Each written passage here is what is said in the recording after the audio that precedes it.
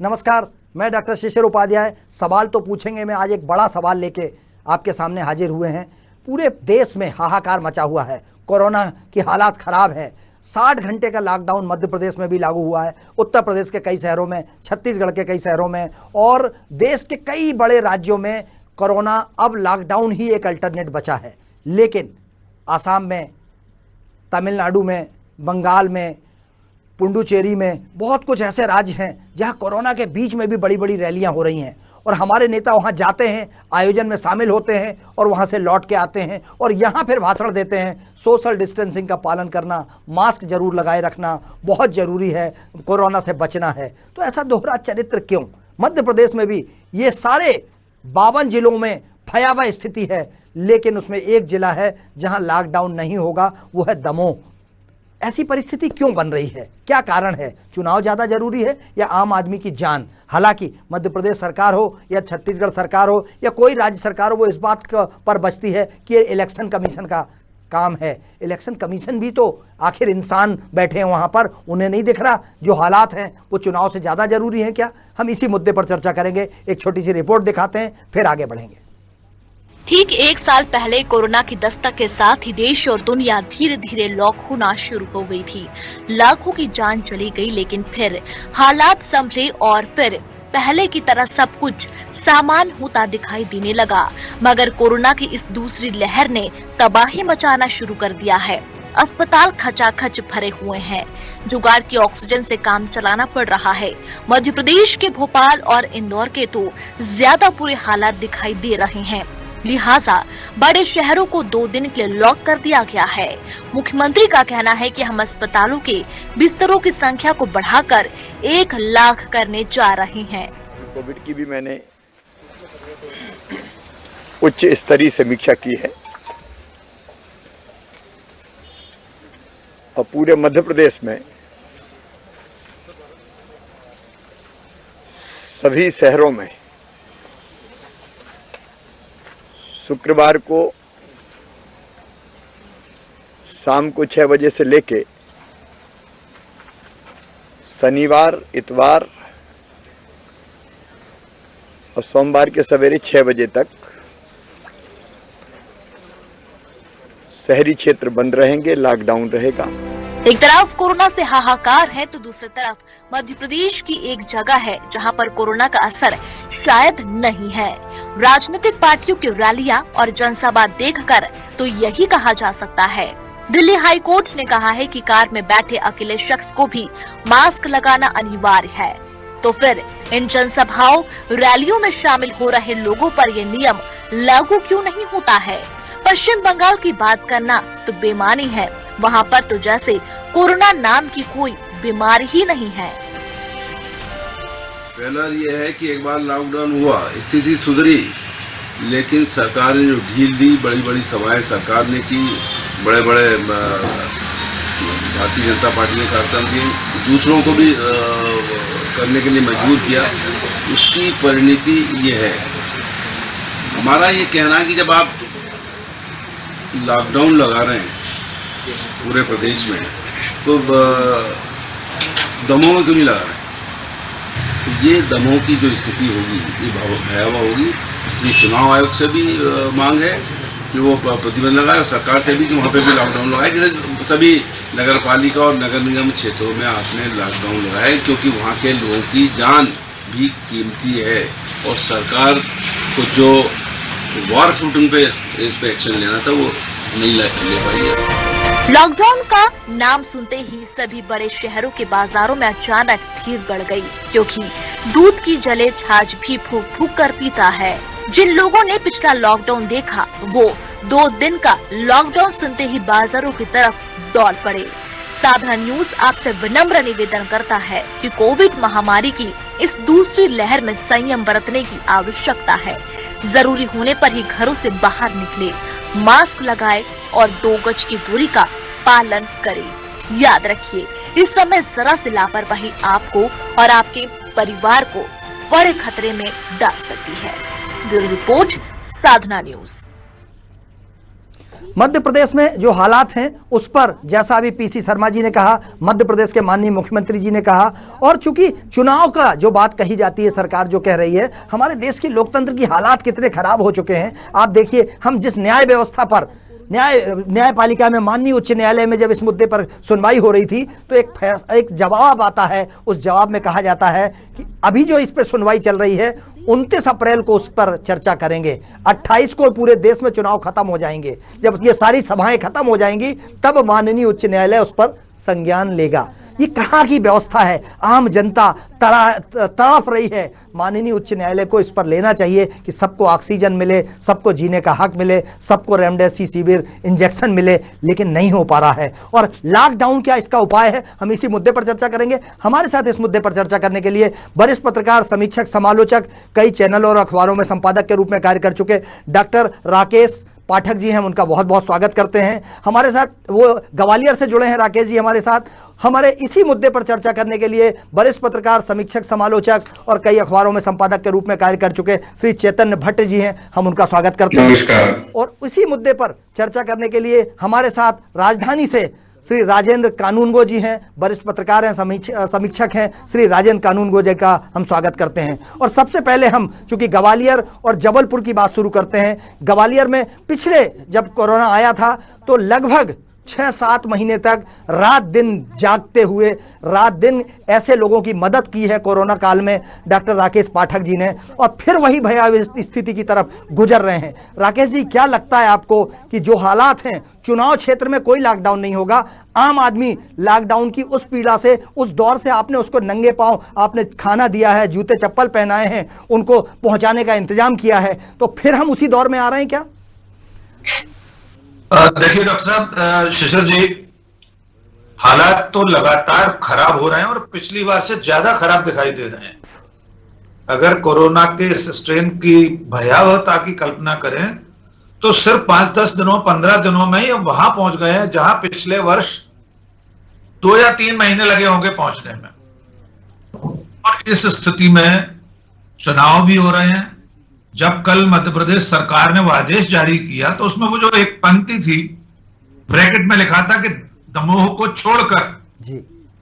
ये सचमुच हमारी लोकतांत्रिक व्यवस्था का एक तरह से मखौल है कि जब देश भर में, पर मध्य प्रदेश में ही, अगर सिर्फ मध्य प्रदेश की बात करें तो हमने इंदौर और भोपाल की भयावहता लगातार देखी है। लोग अस्पतालों में मर रहे हैं, शमशान घाटों पर, कब्रिस्तानों में जगह नहीं है जी, बिल्कुल जी, अंतिम क्रिया करने के लिए जी। और ऐसे में अगर ये लॉकडाउन चुनाव क्षेत्र में भी 2 दिन के लिए लग जाता है तो कोई फर्क नहीं पड़ता जी, लेकिन सरकारों की प्राथमिकता पे लोगों की जिंदगी है ही नहीं, ऐसा लगता है जी। चाहे वो केंद्र की सरकार हो, चाहे राज्यों की सरकारें हो, किसी भी दल की हो, जी, हम यहाँ राजनीतिक विमर्श कर ही नहीं रहे जी। तो ऐसे में अब जो लॉकडाउन की हम दहलीज पर जा पहुंचे हैं जी, उसमें हमें यह भी तो सोचना है कि जब पिछले वर्ष लॉकडाउन हो रहा था तब कुछ लोग ऐसे थे जो ये कह रहे थे कि लॉकडाउन इसका उपाय नहीं है जी। तब आप उनकी खिल्ली उड़ा रहे थे। मैं किसी का नाम नहीं लूंगा, एक राजनीतिक दल के बड़े नेता ने जब ये कहा था जी, लेकिन आज पूरा देश उसी स्वर में बोल रहा है कि लॉकडाउन उपाय नहीं है जी। तो ये पहली बात तो तय होनी चाहिए कि सरकारों की जिम्मेदारी क्या है जी, किस स्तर पर है जी। हमने 1 दिन की घोषणा में कल भगदड़ देख ली है जी, ग्वालियर के दौलतगंज का एक वीडियो वायरल हो रहा है, आप देख लीजिए। आज शाम 6 बजे जी, अभी आधा घंटे बाद 20 मिनट बचे हैं जी, उससे पहले जो अफरा तफरी वहां बाजार में मची हुई है कि 60 घंटे के लिए ही लोग सामान इकट्ठा करने के लिए उस सड़कों पर उतर आए हैं जी, और सारी डिस्टेंसिंग की धज्जियां उड़ गई हैं जी, तो मैं समझ नहीं पा रहा हूं सरकार चाहती क्या है, क्या करना चाहते हैं जी, आर्थिक रूप से लोग अंदर से टूट चुके हैं जी, किसी भी तरह का लॉकडाउन 2 दिन, 3 दिन, 7 दिन का आने वाले दिनों में जी। या जिन शहरों में, रायपुर में हो चुका है 10 दिन का लॉकडाउन घोषित, जी, हमारे मध्य प्रदेश में 7 दिन का छिंदवाड़ा में है शायद, जी, तो रोज कमाने खाने वाले लोगों पर क्या बीतेगी इस लॉकडाउन में, इसकी चिंता सरकारों को पहले करना चाहिए ऐसे फैसले करने से पहले। जी। जी शिशिर जी डॉक्टर साहब, एक और चीज मैं आज हमारे संवाददाता जब बात कर रहे थे, उन्होंने भूपेश बघेल जी से ये पूछा कि आप इतना गंभीर स्थिति हो गई है छत्तीसगढ़ में और आप दूसरी जगह जा जाके चुनाव प्रचार कर रहे थे, तो क्या कोरोना को रोकने के लिए चुनाव ज्यादा इंपॉर्टेंट है या अपने प्रदेश की जनता? उन्होंने यही सवाल मध्य प्रदेश के मुख्यमंत्री के ऊपर भी आता है, मध्य प्रदेश के अन्य मंत्रियों के ऊपर भी आता है, क्योंकि स्वास्थ्य मंत्री दमोह में डेरा डाले बैठे हैं और दमोह का चुनाव इंपॉर्टेंट है। कई दर्जन बड़े माननीय जनप्रतिनिधि भाजपा के हों या कांग्रेस के हों, तो इनके लिए जनता महत्व नहीं रखती है? देखिए, चाहे भूपेश बघेल हो चाहे शिवराज सिंह चौहान हो, फिलहाल राजनीतिक दलों नेताओं की प्राथमिकता सिर्फ ये इनके इन प्रकारेण सत्ता में बने रहने की है। चाहे वो एक सीट का उपचुनाव हो, चाहे एक राज्य का चुनाव हो। भूपेश बघेल असम में चुनाव प्रचार में लगे हुए थे, देश के प्रधानमंत्री, देश के गृह मंत्री, पूरी सरकार बंगाल में चुनाव प्रचार कर रही है। मास्क लगाने की अपीलें प्रधानमंत्री करते हैं। हमारे मध्य प्रदेश के मुख्यमंत्री सत्याग्रह करते हैं गांधी जी की प्रतिमा के सामने, और केंद्रीय गृह मंत्री अभी बस्तर में, छत्तीसगढ़ में आतंकवादी घटना के बाद, नक्सली हिंसा के बाद जब गए तो हमने एक भी तस्वीर में उन्हें मास्क लगाए नहीं देखा।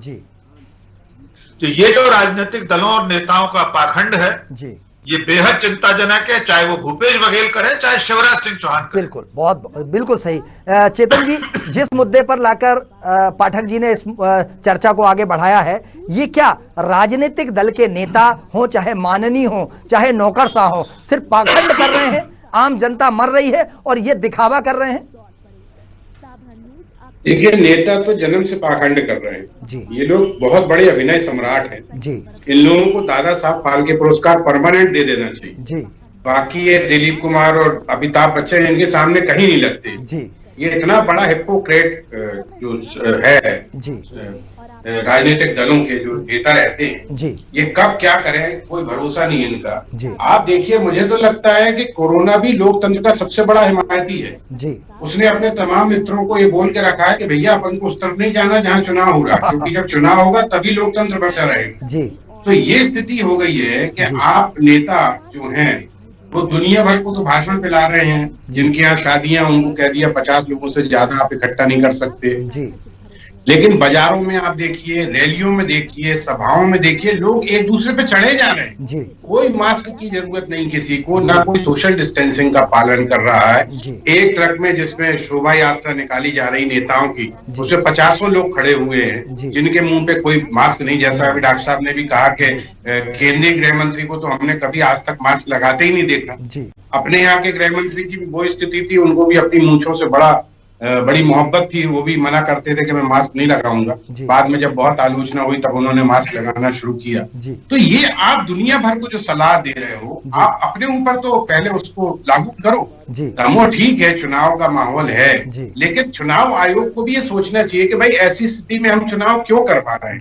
राजनेताओं का क्या है, वो तो बड़े बड़े अस्पतालों में भर्ती हो जाएंगे जाके, उनकी सरकारी पैसे से इलाज भी हो जाएगा। लेकिन जो कार्यकर्ता बेचारा वहां पे धूप में दरी फट्टा उठा रहा, जय जयकार कर रहा, अगर उसको कोरोना हो जाता है तो निजी अस्पताल में 10-10, 5-5 लाख रुपया वो कहाँ से लाएगा, ये किसी को चिंता नहीं। तो आप ये मान के चलिए कि उनकी प्राथमिकता हमेशा चुनाव होती है, सत्ता होती है। उनको आम आदमी की ना जान से कोई चिंता है, ना उसकी इस बात की चिंता है कि हमारे प्रदेश की जनता का क्या होने वाला है। उनके लिए सबसे महत्वपूर्ण है वो है चुनाव, और जब चुनाव जीत के वो सत्ता में आ जाते हैं तो इस तरह का पाखंड तो आप देख ही रहे हैं कि बरसों से चल रहा है। कोई आज पहली बार तो है नहीं, किसी भी दल के नेता, ऐसा नहीं कि कांग्रेस के लोग वहां पे रैली नहीं कर रहे हैं, बीजेपी के लोग भी जा रहे हैं, कांग्रेस के लोगों की भी भारी भीड़ है वहां। कमलनाथ जी की जो सभा उसमें भी बहुत जबरदस्त भीड़ रही। तो इस तरह की जो बातें, भाई हम जनप्रतिनिधि को अपना एक आदर्श मानती है जनता, कि जनप्रतिनिधि जो भी करता है वो हमारे लिए सोचने वाली बात है कि जनप्रतिनिधि हमको क्या संदेश दे रहा है। लेकिन इस तरह के संदेश अगर वो दे रहे तो आप जनता से कैसे उम्मीद कर सकते हो कि वो सोशल डिस्टेंसिंग रखे और मास्क लगाए। आप देखिए शहर में, आप तो भोपाल में बैठे, राजधानी में जहाँ बहुत खराब स्थिति है, मुझे नहीं लगता कि आप किसी बाजार में भीड़ कम होगी या लोग पूरी तरह से सोशल डिस्टेंसिंग का पालन कर रहे हैं। बिल्कुल, लॉकडाउन भी कोई ऐसा परमानेंट उपाय तो है नहीं। आप कितने दिन लॉकडाउन आज हमने जब कमाने खाने वाले बेचारे वो कैसे करेंगे अपना, आज हमने जब कुछ लोगों से पूछा तो हमसे सीधा पूछते थे कि आप शिवराज जी से क्यों नहीं पूछते हो, नरोत्तम जी से क्यों नहीं पूछते हो। बोले वो जब सत्याग्रह करते हैं तो उसमें 1000 आदमी इकट्ठा रहता है, मंच पे बोले दमोह में आज मंच पे 80 लोग मंच पे एक साथ बैठे हुए हैं और लाखों लोग सभा में हैं। बोले आप उनसे क्यों नहीं कहते हो, हमें क्यों आप पूछते हो। ये आम आदमी की पीड़ा है। और माननीय मुख्यमंत्री जी के साथ लंबे समय तक लगभग 14 साल लगातार साथ में छाया के रूप में रहे राजेंद्र कानूनगो जी हमारे साथ हैं। हम कानूनगो जी से पूछते हैं क्या व्यवस्था होती होगी कानूनगो जी, क्योंकि जनता के लिए नियम कानून कायदे और नेताओं के लिए अलग होते हैं। ये दिखाने के दांत अलग और खाने के दांत अलग क्यों होते हैं। शिशिर जी, इस समय जो है लोकतंत्र की बात हो रही है, लोक की बात नहीं हो रही है। लोक का क्या होगा ये चिंता यदि होती तो सर्वप्रथम प्रदेश की सरकार की ओर से ये निवेदन चुनाव आयोग से किया जाता कि भयावह स्थिति हो रही है, अतः दमोह विधानसभा क्षेत्र का चुनाव जो है वो आगे बढ़ा दिया जाए और जब सामान्य स्थिति निर्मित होगी तब यहाँ के चुनाव करा लिए जाएंगे। ये लोक की बात होती, लेकिन लोकतंत्र के नाम पर इस प्रकार की स्थिति निर्मित होना जिसमें तीनों जो भी दल राजनीतिक दल हैं वो सब सम्मिलित हैं।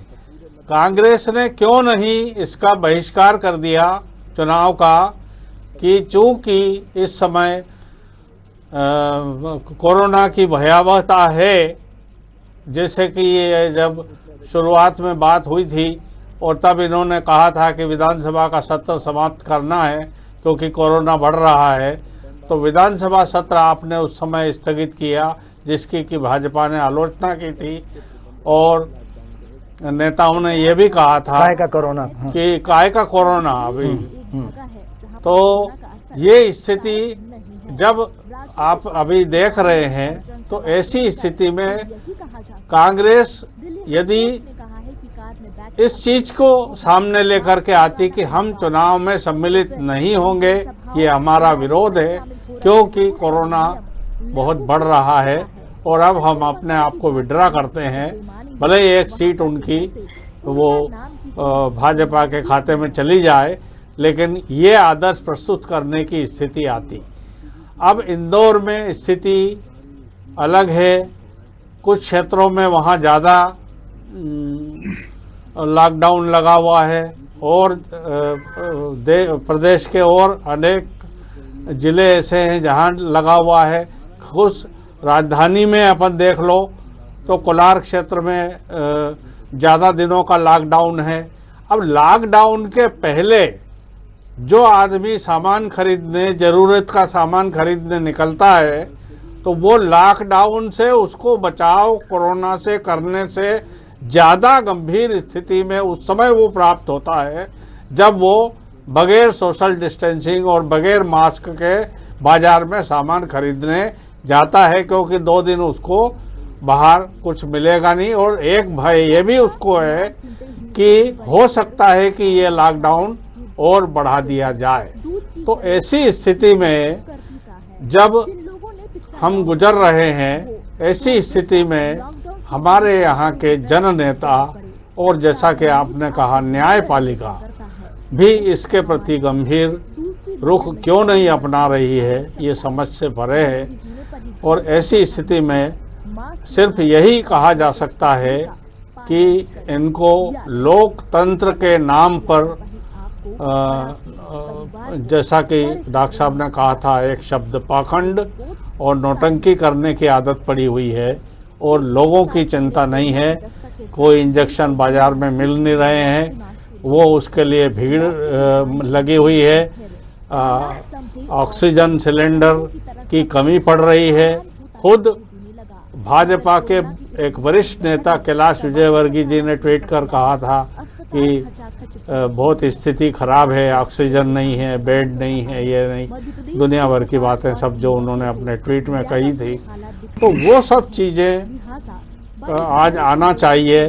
और क्या दमोह में सब कुछ सामान्य होगा, मेरी कल्पना से ये परे है जब चारों तरफ भयावह स्थिति है तो निश्चित रूप से दमोह में भी स्थिति खराब होगी, लेकिन वो आंकड़े और वहाँ की सच्चाई सामने नहीं आ रही है या नहीं आने दी जा रही है। बिल्कुल। चलिए मैं डॉक्टर साहब के पास आता हूँ। ग्वालियर के चूंकि हालात भी बहुत अच्छे नहीं हैं, जैसा उन्होंने कहा, भयावह स्थिति के साथ साथ जो लॉकडाउन का भय है वो काला बाजारी को बढ़ावा दे रहा है। और मुझे ऐसा लगता है कि डॉक्टर साहब आपने देखा था इन्हीं मुद्दों को लेके एक बड़े नेता एक पार्टी छोड़ के दूसरी पार्टी में आ गए थे। उन्होंने कहा था नहीं, मैं जनता की समस्याओं को लेके सड़कों पर उतरूंगा। आज काला बाजारी का हालात इतने खराब हैं और इंदौर के अस्पताल में, ग्वालियर के अस्पताल में, भोपाल के अस्पताल में भट्ट साहब बैठे हैं, जबलपुर के अस्पताल में, वहां भी हालात बद से बदतर हैं। तो क्या ऐसे में ये नेताओं का फर्ज नहीं बनता कि चुनाव छोड़ के और आम जनता की सेवा के लिए आगे आए?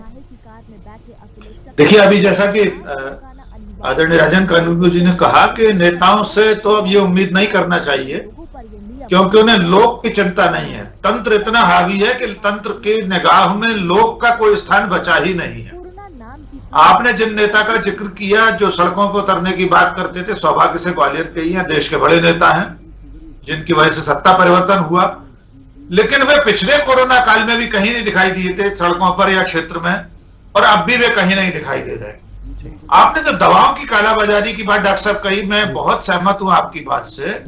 ये बहुत चिंताजनक बात है कि हम जो श्रेष्ठ भारतीय संस्कृति और परंपराओं की बात करते हैं, हम जो विश्व गुरु है, आपने देखा होगा कोरोना 1 में यानी पिछले साल जैसे ही कोरोना आया था, जब दो चीजों की जरूरत बताई गई सरकार और स्वास्थ्य इकाइयों द्वारा कि मास्क और सैनिटाइजर बहुत जरूरी है, तो आपको याद होगा उस समय 5 रुपए का मास्क लोगों ने 100 रुपए में बेचा। बिल्कुल। 50 रुपए का सैनिटाइजर 250 और 500 रुपए में भोपाल में बिका जी। और आज रेमडेसिविर इंजेक्शन, इंदौर का स्टिंग ऑपरेशन देख लीजिए, किसी ने किया है और इंदौर में सबको पता है, इंदौर भोपाल या जहां भी जी 5000 का इंजेक्शन 35,000 में मिल रहा है जी। देश में इंजेक्शन का इतना टोटा है जी, क्योंकि सरकार ने उसका निर्यात कर दिया। आज की तारीख में इंजेक्शन नहीं हमारे पास जी। अस्पतालों की ऐसी यूनिट नहीं है जहां कोरोना के मरीजों को भर्ती किया जा सके जी। डॉक्टर साहब, 1 साल बहुत पर्याप्त होता है सत्ता और सरकार के लिए, जिसमें पूरे देश में चिन्हित करके कोविड हॉस्पिटल बनाए जा सकते थे। बिल्कुल बनाए जा जी। क्या भारत सरकार, क्या माननीय नरेंद्र मोदी गिना सकते हैं कि इस 1 साल में डेडिकेटेड एक भी कोविड हॉस्पिटल बना हो? कहीं एक महाराष्ट्र में बना है मैंने सुना है जी, और एक आर्मी का हॉस्पिटल बना हुआ है जी दिल्ली की सीमा पर कहीं जी। लेकिन क्या पूरे 133 करोड़ लोगों के देश में इस महामारी से निपटने के लिए निश्चित समय सीमा में 1 साल के अंदर 10 अस्पताल तो बनाए जा सकते थे जी। जो इस बीमारी से लड़ने के लिए जरूरी चीजें हैं, दवाइयां और अन्य जो उपकरण है जी, उनका इंतजाम, उनका संग्रहण किया जा सकता था जी। लेकिन मैं बहुत स्पष्ट कहना चाहता हूं कि हमारी केंद्रीय सरकार, हमारी राज्य सरकारें इस बीमारी से लड़ने में गंभीर कहीं नहीं दिखाई दी जी। सिवाय प्रतीकात्मकता के, कभी ताली बजाओ, कभी थाली बजाओ, कभी दिया जलाओ, कभी शंख बजाओ जी। अवैज्ञानिक विज्ञान और ज्ञान के विरोध में अंधविश्वास फैलाने का काम सत्ता और सरकारों ने किया इस 1 साल में जी। हमारे मध्य प्रदेश की मंत्री कहती है गोबर से लीपो कोरोना भाग जाएगा, घर में कपूर जलाओ कोरोना भाग जाएगा। केंद्रीय मंत्री आईएएस अधिकारी जो रहे हैं अर्जुन मेघवाल, वे कहते हैं पापड़ खाओ कोरोना भाग जाएगा। एक केंद्रीय मंत्री कहता है कीचड़ में नहाओ कोरोना भाग जाएगा। 21वीं सदी के इस दौर में जब सरकार में बैठे लोग, जिनसे आम जनता प्रेरित और प्रभावित होती है, जब वे ऐसे अवैज्ञानिक बयान देंगे, जब वे विज्ञान के खिलाफ ताल ठोक कर खड़े हो जाएंगे, तो आम जनता, जो बहुत सारी अशिक्षित जनता है, उससे आप सिर्फ 2 गज दूरी की बात मनवाकर इस महामारी से लड़ लेंगे, तो ये दिवा स्वप्न है आपका। मुझे क्षमा करें, हम एक राष्ट्र के रूप में और एक समाज के रूप में इस बीमारी से लड़ने में बेहद नकारा साबित हुए हैं डॉक्टर साहब। बिल्कुल जी। लेकिन डॉक्टर साहब मुझे ऐसा लगता है कि मध्य प्रदेश के मुख्यमंत्री ने कोई कसर नहीं छोड़ी है, वो लगातार अपील कर रहे हैं, लोगों के बीच में जा रहे हैं। ऐसा लगता है कि उनका मंत्रिमंडल और नौकरशाही साथ नहीं दे पाती। बाकी उनकी संवेदनशीलता पर मुझे लगता है, जो देखा मैंने, वो अभी उन्होंने रैली निकाल के लोगों से अपील की कि सोशल डिस्टेंसिंग का पालन कीजिए, मास्क लगाइए। हालांकि उसमें मास्क लोग नहीं लगाए हुए थे, लेकिन वो अपनी तरफ से प्रयास तो कर रहे हैं। डॉक्टर साहब, संवेदनशीलता पर कोई शक नहीं है शिवराज सिंह जी की जी, लेकिन क्या सिर्फ संवेदनशील होने, क्या मास्क सत्याग्रह करने से ही इतिश्री हो जाती है प्रदेश के मुखिया की? नहीं जी। क्या उन्होंने इस एक साल में इस बात के इंतजाम किए, इस बात की चिंता की जी कि मध्य प्रदेश में कितने बेड हैं जी, कितने वेंटिलेटर हैं, कितने ऑक्सीजन सिलेंडर हैं जी? हर दिन सरकारी अस्पतालों में और प्राइवेट अस्पतालों में, उज्जैन में मौत हुई, आपने देखा उज्जैन में एक भारतीय जनता पार्टी के नेता की मृत्यु हुई तो वहां भाजपा के कार्यकर्ताओं ने अस्पताल में तोड़फोड़ की, अधिकारियों के केबिन में घुसकर मारपीट की है। हर दिन ऑक्सीजन की कमी से, वेंटिलेटर के अभाव में लोग मर रहे हैं। मुझे उनकी संवेदनशीलता पर कोई संदेह नहीं है, लेकिन ये संवेदनशीलता अगर जरूरी इंतजामात में परिलक्षित होती, अगर ये दूसरी लहर आने से पहले इतने इंतजाम कर लिए गए होते जी, तो मैं समझता हूं, और सिर्फ मंत्रियों के भरोसे अगर आप उन्हें स्पेयर करना चाहते हैं, उन्हें सुरक्षित छोड़ना चाहते हैं, तो मुझे कोई ऐतराज नहीं है। तो मंत्रिमंडल भी तो मुख्यमंत्री की ही जिम्मेदारी है जी। आज मैं सोशल मीडिया पर देख रहा था, किसी ने पूछा स्वास्थ्य मंत्री कहाँ है मध्य प्रदेश के जी, तो कई लोगों ने पूछा मध्य प्रदेश को स्वास्थ्य मंत्री का नाम क्या है जी। तो जिस प्रदेश के लोगों को अपने स्वास्थ्य मंत्री का नाम नहीं मालूम जी, उस मंत्रिमंडल से क्या उम्मीद की जाएगी? बिल्कुल जी। चेतन, जवाबदेही लोकतांत्रिक राज्य में जी, वेलफेयर स्टेट में, लोक कल्याणकारी राज्य में सरकार की जिम्मेदारी है बिल्कुल लोगों के जीवन की रक्षा करना, उनके लिए प्रबंध करना। डॉक्टर साहब, बिल्कुल चेतन जी के पास आना चाहते हैं। चेतन जी, क्या लगता है आपको कि जो हालात हैं, जैसा अभी डॉक्टर साहब ने बताया, क्या इन परिस्थितियों के लिए पहले से, जैसा आपने कहा कि एक साल बहुत लंबा समय होता है और एक साल में सब कुछ किया जा सकता था, लेकिन असफल रहे हम? नहीं, देखिए, इसमें तो कोई संदेह नहीं है कि कोरोना का जो जिस तरह से डिटोरिएशन हुआ था, तो उसमें से ये लगने लगा था, लोगों को भी ये लगने लगा था कि अब जो कोरोना की लहर है वो खत्म हो गई, और ये सरकार को भी लग रहा था, लोगों को भी लग रहा था। इसलिए सरकार भी अपनी तरफ से पूरी तरह से लापरवाह हो गई थी, और जनता तो खैर लापरवाह है, उसका तो कोई सवाल ही नहीं उठता।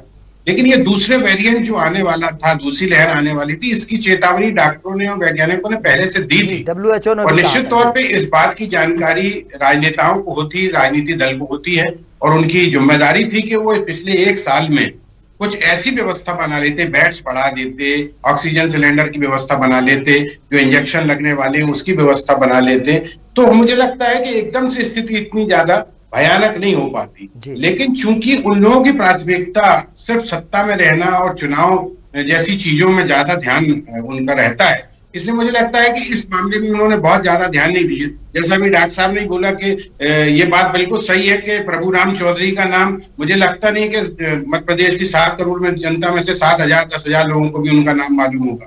वो कहाँ है, क्या कर रहे हैं, किसी को नहीं मालूम। अकेला अगर मोर्चा मुख्यमंत्री संभाले तो इतने बड़े मंत्रिमंडल की जरूरत क्या है? वो तो पहले भी संभाल रहे थे, जिस समय सत्ता का हस्तांतरण हुआ था उस समय भी वो अकेले कर रहे थे काम। आज भी अगर वो अकेले कर रहे हैं तो इतने बड़े मंत्रिमंडल की जरूरत नहीं है। कैलाश विजयवर्गीय पश्चिम बंगाल में बैठ के ट्वीट कर रहे हैं कि इंदौर की भयानक हालत है। भाई, आप इंदौर आइए ना, आप वहां चुनाव छोड़ दीजिए, कह दीजिए अपने नेताओं को, नहीं साहब पहले मेरी जिम्मेदारी मेरे शहर की है, उसके बाद में फिर पश्चिम बंगाल में आके चुनाव का प्रचार करूं। तो ये सब ट्वीट और फेसबुक पे और उस पर इंस्टाग्राम पे बातें करना, ये सब फालतू चीजें हैं, इनसे कोई फर्क नहीं पड़ता। और जनता को भी मालूम है कि हमारे बारे में किसी को कोई चिंता नहीं है, सबको अपनी सत्ता, अपनी कुर्सी, अपना महत्व, अपना जो वो है पराक्रम है, वो सिर्फ यहाँ तक है कि हम किसी तरह से सत्ता पे काबिज हो जाएं। अकेले मुख्यमंत्री की संवेदनशीलता, जैसे आपने भी कहा और डॉक्टर साहब ने भी कहा कि उन पे, इसमें कोई शक नहीं कि उन पे कोई प्रश्न नहीं लगाया जा सकता, वो काफी संवेदनशील है। लेकिन नौकरशाही पे और अपने मंत्रिमंडल पे अगर आपका कोई कंट्रोल नहीं है तो फिर ऐसी मुख्यमंत्री पद की जरूरत भी क्या है? जी बिल्कुल। डॉक्टर साहब, चेतन जी, एक बात और, चूंकि जबलपुर में पहले बहुत अच्छी टीम ने काम किया था और बड़ा अच्छा कंट्रोल कर लिया था। और कई बार ऐसा लगा कि नौकरशाही, अगर मैनेजमेंट अच्छा हो, व्यवस्था अच्छी हो तो कंट्रोल हो जाता है। लेकिन इस बार जबलपुर में असफलता नजर आ रही है, 300 से 500 की तरफ बढ़ता चला जा रहा है पर डे, मौतें भी बहुत बढ़ रही हैं। आपको लगता है कि वहां लोकल एडमिनिस्ट्रेशन भी फेल हुआ है? नहीं, देखिए, मैं लोकल एडमिनिस्ट्रेशन की तो जहां तक बात है तो इसमें कोई शक नहीं कि पहले जो भरत यादव कलेक्टर थे उनको बीच में ट्रांसफर कर दिया गया था। कर्मवीर शर्मा नए कलेक्टर आए थे और उस समय बड़ी आलोचना भी हुई थी कि इस काल में बीच में कलेक्टर को कैसे तबादला कर दिया गया, जबकि भरत यादव अच्छा काम कर रहे थे। कर्मवीर शर्मा चूंकि एक ही छोटे जिले में कलेक्टर के पद पर रहते थे, इतना बड़ा जिला उनको कैसे दे दिया। लेकिन उन्होंने जिस तरह से मैनेज किया उसमें मुझे नहीं लगता कि प्रशासन की तरफ से कहीं कोई कमी पेशी है। काफी चीजें उन्होंने मैनेज की हैं। लेकिन सवाल इस बात का है कि आप जितने ज्यादा टेस्ट करेंगे, पहले 1000 टेस्ट हो रहे थे तो कम लोग निकल रहे थे, अब ज्यादा टेस्ट हो रहे हैं तो ज्यादा लोग निकल रहे हैं। ज्यादा से ज्यादा आप टेस्ट करेंगे तो आप ज्यादा से ज्यादा लोग निकलेंगे, क्योंकि जब सोशल डिस्टेंसिंग नहीं है, मास्क नहीं है, कोई चिंता नहीं है जनता को, तो दुकानों में, खाने की दुकानों में, चाट के ठेलों में एक दूसरे पे चढ़े जा रहे हैं लोग, तो अब ऐसी स्थिति में आप कैसे कल्पना कर सकते हो कि कोरोना का संक्रमण नहीं हो पाएगा? तो मुझे लगता है कि लोकल एडमिनिस्ट्रेशन से तो खैर इतना प्रॉब्लम नहीं है, लेकिन ये बात जरूर है कि निजी अस्पताल जो हैं वो इस आपदा में अवसर खोजते हैं और उसका बहुत ज्यादा दुष्प्रभाव बेचारे गरीब लोगों पे पड़ता है, उस पर भी कसावट की जा रही है। लेकिन पूरे तंत्र को, मतलब मंत्रिमंडल को, मुख्यमंत्री को, वहां बैठे नौकरशाहों को, यहाँ बैठे प्रशासन को समग्र रूप से, और उसके साथ साथ जनप्रतिनिधि जो अपने अपने घरों में सो रहे हैं। भाई मुझे लगता है कि जबलपुर का कोई भी जनप्रतिनिधि आगे आके इस तरह की बात नहीं कर रहा है जी। कहीं पूरे देश में चेतन जी, कहीं पूरे देश में, मध्य प्रदेश पूरे शहर को अपने नेताओं के जन्मदिन से होर्डिंग और बैनर से पाटने वाला नेता, एक भी नेता ऐसा नहीं जिसने शहर में कोरोना वैक्सीन के जन जागरण के लिए कोई होर्डिंग लगवाए हों। बिल्कुल। जब कुछ थोड़ा सा अखबारों में, फेसबुक में कुछ टिप्पणी हुई तो कुछ लोगों ने दायित्व दिया, जैसा तो अब उनको कोई इस बात की चिंता नहीं है। देखिए, जब नेतागिरी कोई समाज सेवा के लिए तो आता नहीं है, पैसा कमाने आता है, उसका पैसा खर्च होता है, इसलिए वो पैसा कमाने आता है। इसलिए जनता के बारे में सोचने की उसको कोई ना फुर्सत है, और जनता को भी मालूम है कि ये हमारे बारे में सोचता, 5 साल में एक बार जरूर हमारे पास आता है, हाथ पैर जोड़ता है और जो वोट लेके फिर अपने अपने घरों में चला जाता है और अपनी राजनीति करने लगता है। जी बिल्कुल सही कहा आपने। परिस्थितियां जो हैं, हालात जो हैं, उनके कारण नेता, मध्य प्रदेश में ही जैसा नेताओं की बात कर रहे हैं, अभी डॉक्टर साहब ने बताया, आपने बताया, कानूनगो जी ने बताया, नेता लोग तो चुनाव में लगे हुए हैं, कुछ दमोह में है, कुछ बंगाल में है, कुछ आसाम में है, मंत्री कहीं ना अपने जिलों में है, ना स्थानीय माननीय जनप्रतिनिधि, ये भाजपा हो या कांग्रेस हो, सब जगह एक से हालात हैं। हमारी कोशिश सिर्फ ये है कि अपने लोगों को जगाएं कि कम से कम स्वस्थ रहें, स्वास्थ्य के प्रति, क्योंकि सरकारों ने तो हाथ खड़े कर दिए हैं। सरकार ने कह दिया कि आप अपने भरोसे, दवाई भी नहीं मिल सकती है और आप सोशल डिस्टेंसिंग रखें। लॉकडाउन के साथ साथ जो परिस्थितियां बनी थी पिछले बार, बेरोजगारी बढ़ गई थी, बेकारी बढ़ गई थी, आज एक ने कहा कि इससे अच्छा तो हमको गोली मार दी जाए, इससे अच्छा तो हम भूखों मरने से अच्छा है कि सब सुसाइड कर लें। हम कहां जा रहे हैं, किस तरफ जा रहे हैं, इस पर चिंता करना चाहिए। सरकारों की जिम्मेदारी तो है कि आम आदमी को मूलभूत सुविधा उपलब्ध कराए, कम से कम उसको 2 टाइम का खाना और सर पर छत और स्वास्थ्य की सुविधा, जिसमें फेल नजर आते हैं बहुत सारी सरकारें। अच्छा काम करने वालों को एप्रिसिएशन मिलता है, लेकिन अगर गलत काम कर रहे हैं तो उनके साथ सच्चाई है कि हमारे माननीय, मैंने आज इस कार्यक्रम में माननीय भारतीय जनता पार्टी या कांग्रेस के राजनीतिक दल के लोगों को सिर्फ इसलिए नहीं बुलाया कि वो इन परिस्थितियों में भी अपनी पार्टी का पक्ष रखते हैं कि नहीं, ऐसा करना जरूरी है, क्योंकि मानवीय संवेदनाएं हैं ही नहीं माननीयों के पास। इसलिए मैंने ऐसे लोग जो निष्पक्ष राय रखते हैं, उसमें हमारे डॉक्टर राकेश पाठक जी, आदरणीय चेतन भट्ट जी और राजेंद्र कानूनगो जी, तीनों का आपका बहुत बहुत धन्यवाद। आप इस चर्चा में जुड़े। साधना न्यूज पर खबरों का सिलसिला जारी रहेगा। मुझे अनुमति दीजिए, बने रहिए आप, मास्क जरूर पहने, सोशल डिस्टेंसिंग का पालन करें। नमस्कार।